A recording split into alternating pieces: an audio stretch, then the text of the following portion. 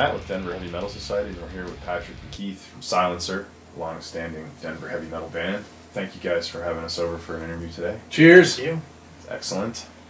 And I guess maybe if you could just start out by, you guys, well, you've been around since 1998, so maybe just give us a bit of a band evolution history lesson, if you will. Sure.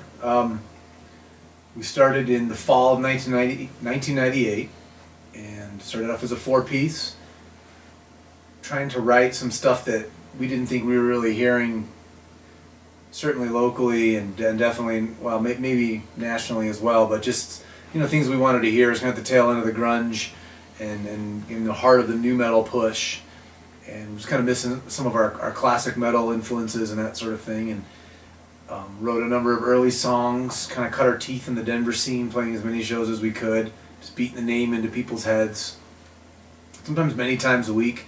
And then figured, oh, I guess what bands do is they tour, right? That's how you're supposed to spread your name. And, you know, you get past the whole, you're playing for your friends in the very beginning, and let's get out and get in front of some strangers and see what works and what doesn't. So in summer of '99, went on our very first self-booked tour, and it's pretty tough. Not a lot of shows were well attended or did so well, but it was pretty eye-opening. And then in 2000, well, with a slightly different lineup, we put out our first CD, and it was a 5-song EP that we kind of had a dual intention. We packaged it like it was a full saleable product, but used it as a demo as well, and it started getting a lot of really good reviews. It reviewed well in a number of webzines. That's when websites were kind of, metal webzines were brand new, but there were still some of the big paper magazines as well, traditional Metal Maniacs, Brave and Bloody Knuckles, these sorts of things, and it went off and reviewed really well, and got some European interest.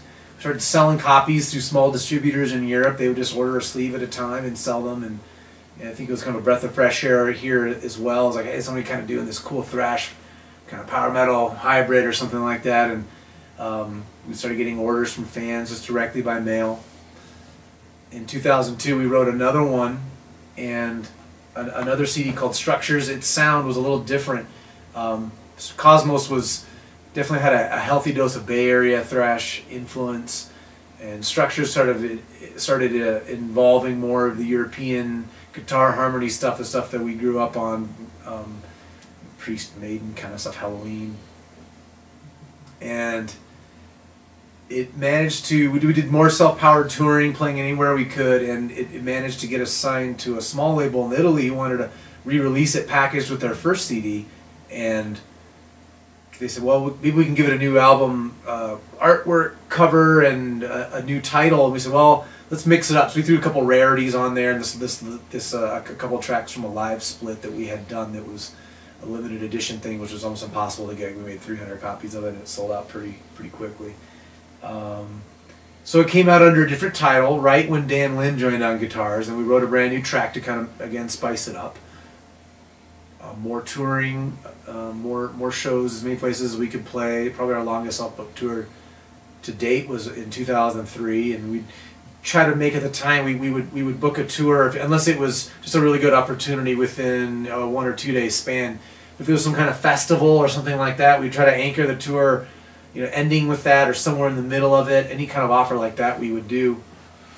We did a showcase in Burbank. We put dates around it. Milwaukee Metal Festival was a festival that we played a few times, and we always tried to build a tour around it. So Chicago Power Fest, another good example. In 2005 we did that, or yeah, early 2005. So in 2005 we started writing our first full length, and the whole idea was to license it as a finished product, and we shopped it as like, here it is, and we thought we had a pretty professional sounding product, and it turned out to be a pretty extreme record, and it was tons of fun to write. It was almost kind of like, you know, are we allowed to do this? It was just so fun and so fast for us, and really pushing our playing in some cases a little past what we could really do. But you know, you just keep taking more takes and more takes, and it was, you know, definitely getting inspired by more extreme bands in the genre, and it unfortunately alienated some of the fans that had put us kind of where we were at that level of notoriety at the time, and the reviews were pretty scathing. A lot of them were like, what happened to this previous sound? It was pretty tough. we went to a 5-piece and picked up a vocalist. Chad Armstrong was really well known around Denver, singing in Fomofuyab, Assisted Suicide Assembly, and he brought a really modern, heavy edge to the vocals that we were looking for and something that was kind of inspiring us at that time. He sang on that record and the next record. So Death of Awe, we had to put out the follow-up to it on the label that we were on at the time, Mausoleum. They wanted it a year after the first one had been released, so we take a long time to write. We own our own studio equipment and whatnot, so we probably don't have the deadlines that you're paying by the hour that you would if you were going to a commercial studio. So we couldn't tour a lot for that one. We did one week, I think, to the West Coast and back, and a number of shows around here. And then it was right back in the studio and trying to evolve the sound again. We had the second record written, and it was sounding amazing. We were really, really happy. It wasn't quite 1,000 miles an hour every track. We tried to be more diverse with it. And kind of falling out with our label. Ended up having to buy ourselves out of that contract, and we licensed the record, and they didn't like the album artwork. They didn't like a lot of little petty things, and it was pretty frustrating, and it was a pretty low point morale-wise in the band. When we found the new home for it, we ended up licensing it through basically working with the same guy that we're working with now on the Great Bear. It came out 3 years after Death of Awe, 3.5 years after Death of Awe came out, which was way too long for our tastes. It was ready in 2007. So, the music was kind of stale to us at the time, although no one had heard it. So you have to go up there and do your best and try to invigorate yourself to play it live and be excited about it. And we said, you know what, let's just start writing right now in advance. Because the songs were so familiar, we were able to play them pretty easily. I don't say easily, but we were able to play them live without having to really immerse again. So we started kind of writing right away. A number of commercial things started kind of picking up for us at the time, our first product endorsements and that sort of thing.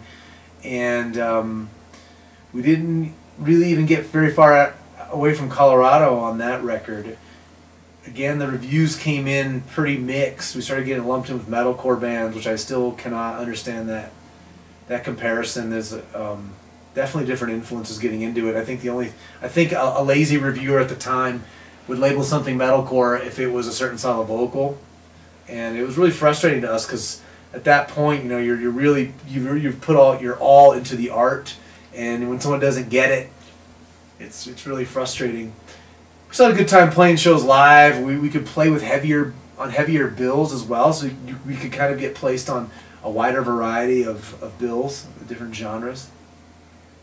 And then trying to write the follow-up for it, we started writing it, and it kind of started to sound like an extension of Divisions, which we're really proud of. We did get a couple really good reviews for Divisions. Malcolm Dome is the one that keeps coming to mind, and he was writing for Metal Hammer, and there's a guy who's been writing about bands since Maiden was formed, and loved it. And the quote that sticks out in that review is, "There's still life in thrash." I was like, oh, and all this toil kind of, it's worth it. And the next record anyway started sounding like an extension of Divisions, and we sat back and looked at it and said, yeah, but, and if you notice there's one common theme, every record's sounding kind of different from the last one. So tried a very different style, and at the helm were a couple other guys in the band. I didn't have a lot to contribute to that sound, and it was pretty phenomenal sounding, but a lot of the typical difficulties in keeping a band together lineup wise just hit us at that point, and there was an exodus of 3 members of the band, and Dan was kind of looking at the horizon, I'm not really sure how much longer I want to do this. Meanwhile, my buddy Patrick here, on my right, your left. Known Patrick since Silencer started. We watched him play in Midgard and Cerberus and Cephalic Carnage and all these bands, and someone I always wanted to collaborate with and be in a band with. I gave him a call probably a couple months after the meltdown and said, look, I'm not sure there's even a Silencer right now other than me, but no one else tells me the band is done. I'm sorry, I got more music in me. So you want to write something kind of, let's kind of feel old school about this and go about it how we used to do it. And, if it means booking our own shows again, because we'd kind of had some brushes with agencies and that sort of thing, getting on some bigger stuff, and none of it ever panned out. It's like, well, we know how to do what we know how to do, and it was the era that we were, raised in, we'll say, and let's kind of pull some of these influences. We like a lot of the same bands, from modern cutting edge stuff to classic stuff. And let's write a new record, and it turned out to be a pretty different record. And probably the biggest stylistic jump. You could even say that musically between Structures and Death of All wasn't so huge. The vocal delivery on top of that was what made it a big bite to swallow. This one was just a reset. It went back to a 4-piece. I got back on the mic, and we decided to write a concept record. Yeah, and we sat down. We knew, we got Dan back on board. He was full on in. We met at a bar over a bunch of beers and figured out we want to tell a story, and we don't really have anything left. This is gonna sound weird, but don't have much left to prove, right? We're doing it for ourselves. I'm never gonna play faster and more technical than what I did in Cephalic. I'm not gonna play thrash faster than what was on Death of All. So let's sit down and just write awesome songs and let's tell a story. And we came up with this crazy ass concept and really had a solid idea of what that record was gonna sound like and what the theme was going to be and the approach and all of that. And then we went and started writing the music and the lyrics, so, this part of the story has to have this theme. So, hey, what would that sound like? Exactly. Oh, Dan's got a riff, and Keith's got this riff, and that really sounds like this part, and Patrick's got his doomy stuff, and that sounds like this or whatever. And it's hard. It's harder writing that way just because we hadn't done it, but it was more rewarding because it kind of came easier. It took a lot more thought up front, and but when you finally had all the bites ready, it was like, oh wow, that's perfect. Very focused, very very driven. We knew what the end goal was, right? We weren't working towards this amalgam. We got to write a record. No, we're writing this fucking record. Our previous contract was your next record will be 10 songs or 50 minutes minimum. Well, what if we run out of good ideas at 9? Do you want us to write our I Was Made for Loving You and throw that on there? What do you want us to do? And we hated that mentality. It's we're going to write this and we're going to license it. And if someone wants to license it, awesome. If not, we're going to sell it on our own. There's enough digital ways to do it now. And we'll just DIY it from our website if we have to for physical distribution. And luckily there was some bites. And when we decided we were going to put it on vinyl, which was just because we wanted to. So something we had never done. Never had my music on vinyl before, So you know what? We're going to go all in, and we're going to put it on 180 gram. Yeah, that's awesome. I own a copy. Yeah, awesome. Cheers. Cheers.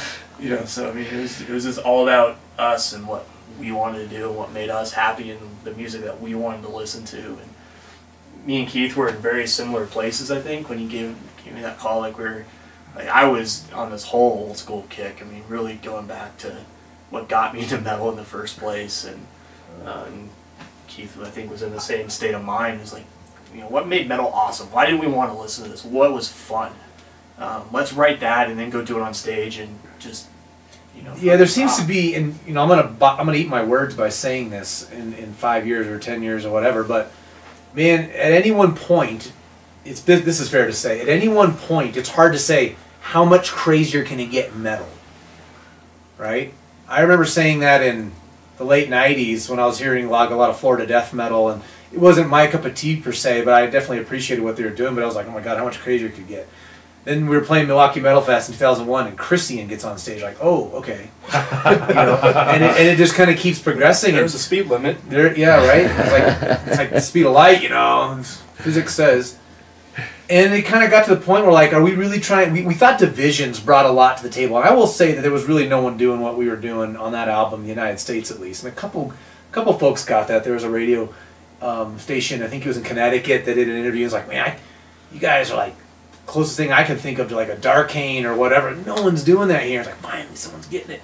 But we kind of gotten sick of trying to compete that way, and I always really wanted to contribute something to the story of metal and be on the cutting edge. But there's 20-year-old kids who just shred us into the earth, and we'll never. That's not kind of what we're about. It became about the space in between the notes, and there's this seriousness that has been in pervasive in metal, and there's always going to be that evil connotation and the dark connotation, and everyone's scowling in band photographs and trying to out-tough each other. And we thought, there come a rock and roll's missing, And who are the biggest drawing bands still? Oh, it's still the Motorheads and the Priests and all these guys who are, they've got a very strong presence and whatnot, but it's not about I am more evil than you. And the sad thing is, from a fan of the genre, I don't really see a band, Lamb of God's maybe the closest I could think of that's going to replace some of those originals. There's no next wave that can fill arenas and they can play the big, huge theaters consistently.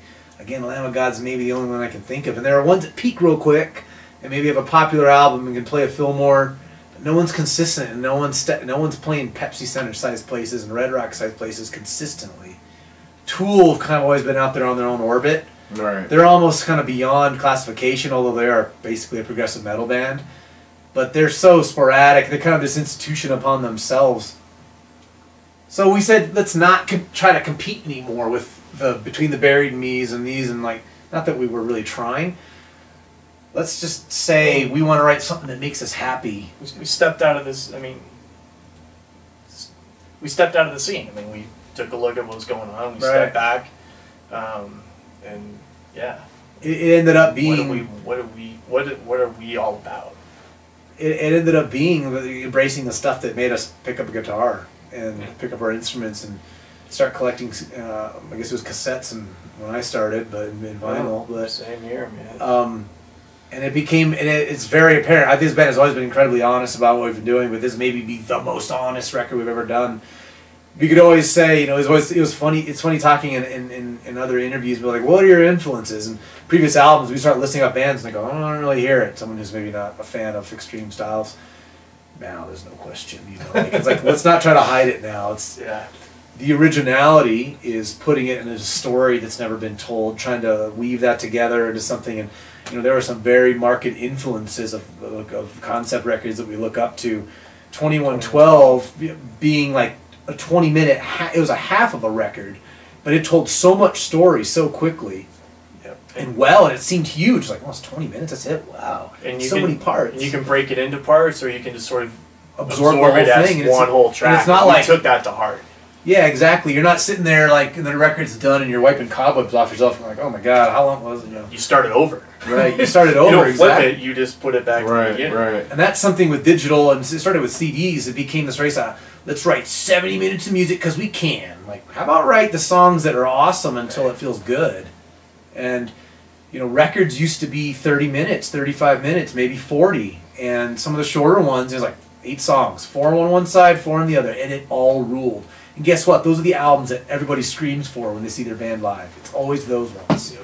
And I said, all right, let's write a quicker record. Our goal was somewhere between 30 and 40 minutes, and it ended up at 30. Just magically ended up at 30. Like, all right, that's the story. That's what it's going to be. And guess what? It's been the best reviewing record we've had in 10 years. Yep. And it roped a lot of fans, I think, in my little mind, back and just kind of brought some attention. And, people who have delved into it, maybe did a little research into the band, realized like this band has been around a while and really hard to classify this band. I kind of like that. That's fun. The common backbone's always been thrash. There's always going to be that there's kind of that primal aggressiveness behind it. Every record's got that we've ever done. This one probably is the least aggressive, but you couldn't say it's not it's probably got the heaviest riff we've ever done in the title track. Yeah. It's written sitting right in that chair that you were in, this guy sitting right there, and me, we're tracking into the computer. So it's all relative. People are getting it. Yeah. And I like the fact that people have a hard time classifying it. They're saying, there's this common backbone of thrash in it, but it's kind of bigger than that. It's different. It's progressive. Wow. I like not being able to classify a record. Mm-hmm. So that's been really rewarding for us, because at this point, it's not keeping the lights on. It pays for itself, and we can travel, and that's cool. But it's about the art and playing it for as many people who want to hear it. And luckily, people are wanting to hear it, so we'll keep playing it. Yeah, the reception's been awesome, very satisfying. People are getting it. They get the story. We're big sci-fi nerds. Hopeless. So beyond hopeless. So we took that and we made that into the concept. Like, who the hell writes Cold War space race stuff, especially from the Soviet perspective, right? You're crazy. The artwork was so much fun to come up with. That concept was it's awesome. We were just staring at propaganda posters for the old Soviet propaganda posters for inspiration. What was that feel?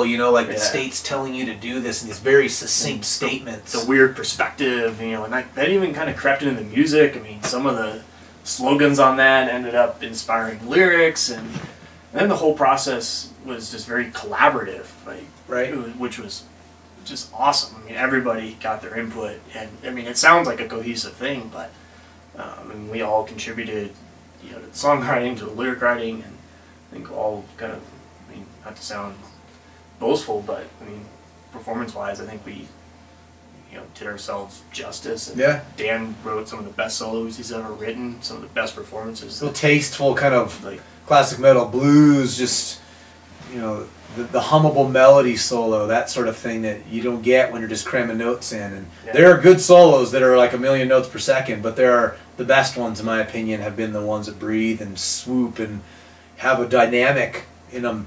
I remember when I was taking guitar lessons a long, long, long time ago, and I was pretty naive to it all, and I was talking to my guitar teacher, and we went over music theory and that sort of thing, and chords and a lot of the basics, and I came in with tapes of metal, like, I want to eventually do this. This is what I have. And he encouraged us. He says, bring the style that you want to learn, and I'll try to tailor the lesson. And I remember asking him, like, how do you solo? Where is that? And he starts describing, it all starts with the scales of where the song's in and that kind of thing, and there are riffs within the scales and this sort of thing. And he started talking about the dynamic of guitar solos, and he was saying, if you start your solo with the fastest thing you can do, where do you go from there? Right? It's like the graph that goes, like, right, there's none of this. Right. And that stuck with me.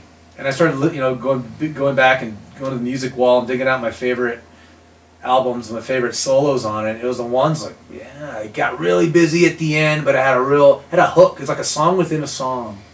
And Dan has written some smoking solos through the years, and these are probably my favorite he's ever done. Just huge emotive swells. And that was like kind of a common theme. You could sing along to You it. could sing along to it. That was like a common theme. You pick any instrument, it was something memorable. Made writing lyrics tough, because now we're not cramming in lyrics in a real tight space. We had all the story to tell with the least, if you want to call it like a word count of record we've ever done. Like, oh my God, that got really challenging. It's like, okay, the listener's gonna have to infer some of this. Yeah. But then again, we haven't really spelled it out necessarily too. We like when people kind of Interpret. put the pieces exactly. Yeah. Yeah, exactly. So, The Great Bear, go buy it. Excellent. Come see us play it live. Buy it on vinyl. Buy it on Yes. vinyl. Yes. So, the Denver metal scene, let's talk a little bit about that. Mhm. It's rich and robust and diverse, and you guys are one of, a great handful of just really great bands with a really unique sound, and you both have been involved in the scene for a long time in various, and Patrick, I know you've been in different bands, and so maybe can you give us sort of your perspective on sort of Denver metal history and up to the present time, the metal scene? Denver's a tough city to be a musician in for a few reasons. One, it's geographically undesirable. It's hours from the nearest other market if touring is your aspiration. Secondly, it's not. There's a lot of talent here. There's no industry here. And for as big of a scene as it is, I mean, Seattle did well because it was a coastal city and it was really easy to get to, and it was a pretty big city too, pretty comparable size to Denver, but just being West Coast, Denver, people don't think of it. They think of Broncos football, and they think of the mountains, and they think of all the other awesome things of why people live here, but music has never really been a huge thing. Denver's a sports town. It's a sports town, it really is. And there are, of course, a couple bands that made it very big out of Denver of other genres, but by style, I want to say metal has been the most consistent, the biggest genre through the years of any style.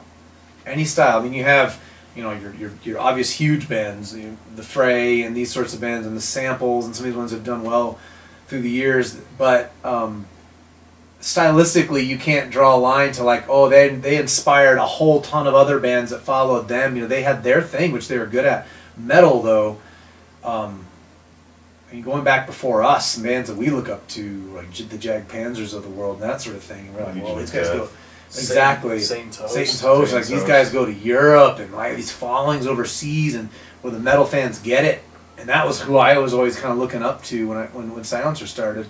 But I want to say the late '90s again, at the tail end of of kind of the grunge thing nationally, and new metal was kicking pretty hard. There was this kind of new birth of bands, and again, we're certainly the only band that kind of had that semi-power metal, thrash metal hybrid thing going when we started. But another true innovator of cross metal would be Cephalic Carnage, who started about that same time, and they signed very quickly as a result of it, and did a lot of extensive touring. Patrick toured with them for a few tours overseas, and he can attest to that. A class of bands, we'll say, started around then, like a wave, and Patrick's long-running band Cerberus, Mandrake, Corruption, Throw Cult. A number of these bands all started. Mandrake eventually signed, Cerberus signed, Silencer eventually signed, and small deals, but kind of the beginnings of a scene, and it was pretty cool to be around back then because there was nothing. There was a handful of bars that primarily did cover bands. My first band before Silencer was a cover band. We played like Testament and Slayer, and like no one wanted to book us because the girls wouldn't dance to those bands, but we didn't really care. We played the heaviest stuff that we thought would be fun to play. It's funny because all the bored boyfriends who would have to go out to these cover clubs because their girlfriends wanted to go, and they'd be bored sitting at the back of the club, and they'd see us get up and just okay, whatever, and then we'd bust into like a 70s Scorpions track or Seasons in the Abyss and be like, what? And there'd be like 4 dudes in the front like, yes! So I'm thinking, there's a market for this here. People are like missing that music. Yeah. And the heavyweights from like the international heavyweights would still come through town and do well. So I'm thinking, why is anybody playing this? So this wave of bands that we were in started at that point and started signing to some small to medium-sized labels and getting some notoriety internationally. And that was like the birth of the scene right there, I'd say. It was like late '90s. Colorado Springs was the place to be. That was it. Like Pure Energy. Last Supper. Drudgery played down there. That was another band that we Drudgery. used to look up to. Huge. I remember those guys. Oh, absolutely. Man. I still listen to their albums. I got their entire discography on that wall behind you. Past the least resistance was like, Absolutely. as an 18-year-old, whatever, it was like, what the fuck? I just got hit by a bus. Right. These It guys was are solid from Denver. stuff. Right. Like, So I stole their drummer. No. Sorry, Murray. Sorry. We love you. Yeah. So it morphed to Denver and more places. The clubs like the Blitz Room and places like that. Isle Park Saloon would dabble with originals. What was that place on Colfax? It was right across Rock the and street from Jock. Saturdays. Oh, Sportsfield Rocks, and then the Crow started doing the Crow. Crowbar. Yeah, and it started kind of blowing up, and then theaters started opening their doors to metal. I remember when the Bluebirds started doing Tuesday night shows. NIPP, the original promoter that would nobody in particular presents, Russ Austin. Yeah, it was like a cornerstone of getting the scene started. Before you know it, you got a scene. There's, I want to take a guess, 40 or 50 bands that would regularly play. You could go any night of the week and there'd be a metal show playing. May not be your exact favorite style, but someone to go hang out. We all knew each other. We all supported Right. each other. It was a very cohesive scene back then. We'd all, talk and share war stories and, Right. Hey, we figured this out. You guys should try this. And somebody else was like, oh, you should go record here. Like great mix and good rates. And, just Exactly. It would make good sense to befriend this, your fellow bandmate, because some band would put together a package and play a new venue for the first time. Like Sherman Street Event Center was one that had a little peak there for a while. And you wanted that band and that package to do well at that new place because, we've always been trying to get into Herman's Hideaway. It's just now, 2013, starting to do metal shows again. When I Once in a while, you want that show to pack out because then Well, excuse me. Exactly. And so you would want that to do well so you could go and play that place next and that sort of thing, and it was really cohesive. And that scene kind of peaked, we'll say, with those bands in the early 2000s, maybe by 304, something like that. Bands started splintering as they do. There was no money in it yet, other than maybe a couple of the bands are kind of supplanting their living by touring a few months a year. And then a wave of very heavy bands came through, and that was kind of like the defining factor, was very heavy vocal styles, that sort of thing. This I'll call that mid Metal. to the metalcore. Metalcore wave. Full on. It was definitely full on here. And I want to say the next 4 to 5 years, that was kind of dominating. Still a lot of talent, mind you. And the good thing was, as one venue would go under or decide not to do metal or whatever, another one would pop up. That's been one constant. There's really not been a net gain or loss in the amount of places to play. There's always been a good 15 places, I'll even say, that you could play a show. And certain ones are flavor of the day. Yeah. And what, around 07, 08, things sort of almost rebooted, like flipped. Started on the rise again. You started seeing jean jackets again, and patches, and like this wave of kids were like circle pitting, not just like karate punching each other in the face, and like they were kind of understood what it was about. Probably because their dads and moms were into that style, you know. Yep. And then you have the Havocs, Speed Combustion Wolf, Mechanism. Combustion Mechanism. Like all these bands are coming up, like the Legion. Yeah. I mean, Failing Math. yeah, it's this whole second wave here, and it's like everyone's got, and like in my opinion, all those bands we just mentioned, there's more, all had their heads screwed on as far as like influences. It was kind of like what we were. It's like, oh, it's kind of refreshing. Yeah. Problem is, Silencer kind of had their reboot at that point too, and all of a sudden we're playing catch up to these guys who are, you know, got 5-10 years on us, and we're like, okay, it's not about again playing the fastest, but like we got some competition. And it's a healthy competition. It's really fun, and guess what? It's blowing up, and a few guys are doing really, really well. Legion's on Metal Blade, Havoc's on Candlelight, Speed Wolf on Hell's Headbangers, and these guys are all killing it. Yeah. And it's just kind of fun to be around and see that. You know, we'll see how long we last, but it's diverse too. it's I really think. diverse. I mean, yeah, that's another point. There's not really one dominating genre right now. There's thrash bands, there's tech death. Nexum's one. Nexum, yeah, our old buddies from Throw Color back just destroying it right to the Trio earth Woe. with death metal. Oh, man, I can just keep going here. A lot of doom bands, grind bands, Right. whatever your fix is, man. There's a band in Denver. If you see it, I think it goes back to just being sort of isolated. And, Yeah, it's kind of its own if little you island. want to hear it, like, You can probably find it. You got to write it, or That's a good way to think. That is a good way. You gotta write it, or maybe you'll find a band. I mean, we get the nationals through here, but we don't get a lot of we don't get a lot of bands from the region that come play Denver. Like, we don't. Every once in a while, we get a New Mexico band come through or something, but I guess that's one thing I miss now as compared to the early 2000s. Is we would trade shows with a lot of more regional or national bands like Cerberus. We'd bring bands out from Chicago, and we would literally just trade shows. Corpse Vomit was one from Chicago. I mean, we had them out. I don't know. In Silencer it was a long did time ago, but Silencer did the same thing and it's still doing it. We Yeah. played in Santa Fe last weekend, and some good friends of ours are down there come to play Fort Collins, and we've never quite had the commercial Carrying notoriety. Yeah, Carrying Kind of check them out. blistering band. Cool. We never quite made it to the point where we were on full package tours, but it didn't stop us. And I don't know if I said that already, but we have a very punk ethos DIY tour booking, and a lot of it's you got to reboot in each city. You got to say, all right, here we are, and here we are, and here we are, and you don't have the notoriety of a headliner above you. Right. Booking your, bringing your crowd. You've got to start, and it's easier to do, now that everything's on the net, and you have to throw a carrot out there and say, hey, you can usually check out each other's music. What do you guys think you could, get us an opening slot on your gig, and we'll get you out to Denver. And the bands who are like-minded with goals are very bite on that. Yeah, right? yeah. And it's an opportunity. It's the way we've subsisted. Right. You can't get a show in another city unless you go through a band. Like 99% of the time, if you cold call a bar in Omaha, we're not going to get a show. But if we find a band, similar sound, or even another metal band, and we go through them, yeah, we can get a show. Yeah, that's exactly how it works. So That's good though. like That's great. another band who just epitomizes that to a T is the Clusterfucks. Josh Lemon, and Justin, and they kind of pop in and out of retirement, we'll say. But man, I watched those guys very closely and how they did things, and they would book tours and play backyards and crazy warehouses. They played under underpasses in LA and all that, like whatever it takes. And kids would come out. You make the effort, and you tap into that scene's network, and the kids come out. Yep. And we try to apply that and cross it over into the metal world.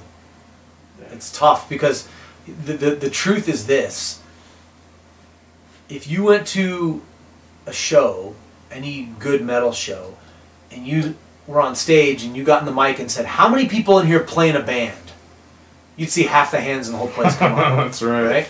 Everybody is also fans, right? It's a blurring of the lines, and metal's obviously, unless you're massive, not very commercially viable, right? There's not a lot of labels, big labels at least, looking to make a lot of money off you. Now labels don't even know how to make money anymore, but another subject. There are so few commercially very sketchy or unviable at best slots out there on the labels that still have some notoriety. So it's so much competition. And you go out and play other cities and do it the style that we do, you're discovering bands left and right. Obviously, we're not playing the same package every night. In Santa Fe, we discovered another band that we're just all of a sudden instantly in love with. This band called Distances, which have a very cool ISIS, Red Sparrows, Russian Circles kind of post-metal thing. Like, you would never find these bands if you just didn't go out and play these markets and kind of get immersed in each little scene. And that Denver has, again, a bigger scene than most of these places we go. But, LA maybe being an exception. And we unfortunately haven't made it to the East Coast yet. But it's a difficult thing to do if you want to make a living at it. And at some point you got to make a decision: is this for art? Is this, am I going to try to live on it? I guess if I lived on the road, I could eat at least. I may not have a place to sleep when I get home, which is fine. Back if we had done this interview back when I was starting the band, I'd be like, sign me up. This jacket folds into a pillow. And we honestly still sleep a lot like that when we travel, but back then that could have been completely my existence. And the day before the first Cerberus tour, way back when, moved out of my apartment, threw all my shit in my parents' garage, and then just went on tour. Don't want to live, whatever. Figure that out when I get home. Right. Yep. So good times. Denver's a good scene. I hope it continues. And like the fan in me, pretend I never even played in a band, would hope that someday someone might recognize it and go, and then something kind of blew up in Denver. Unlikely city, but they start listing off all these bands that have just kind of made a stamp on the underground metal world, and that's pretty cool to say you're some little tiny part of it. Absolutely. Absolutely. Well, thank you guys very much Absolutely. for your time tonight. I appreciate it. And March 23rd, Bluebird Theater. Yes. Silencer, Speedwolf, Havoc, Cephalic Carnage, our Dream Bill. We go on first.